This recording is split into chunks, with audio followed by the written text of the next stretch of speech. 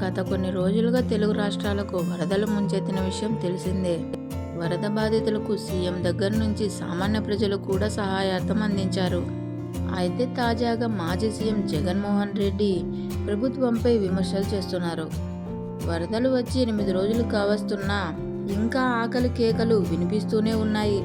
అసలు ఈ ప్రభుత్వం ఉందా లేదా అని అనిపిస్తోంది. బాధితులకు సాయం అందలేదని, అండగా ఉండాలని ఆరోపిస్తూ జగన్మోహన్ రెడ్డి ట్వీట్ చేశారు.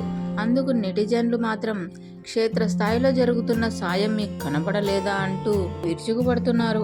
మాజీ సీఎం జగన్మోహన్ రెడ్డి చేసిన ట్వీట్కు నటుడు బ్రహ్మాజీ స్పందిస్తూ, మీరు కరెక్టు సార్, వాళ్ళు చేయలేరు సార్, ఇక నుంచి మనం చేద్దాం సార్, 1000 కోట్లు రిలీజ్ చేద్దాం సార్, మన వైసీపీ క్యాడర్ మొత్తాన్ని రంగంలోకి దింపుదాం, మనకి జనాలు ముఖ్యం సార్, గవర్నమెంట్ కాదు సార్, మనం చేసి చూపిద్దాం సార్, జై జగనన్న అంటూ నమస్తే ఇమోజీని షేర్ చేసుకున్నారు బ్రహ్మాజీ.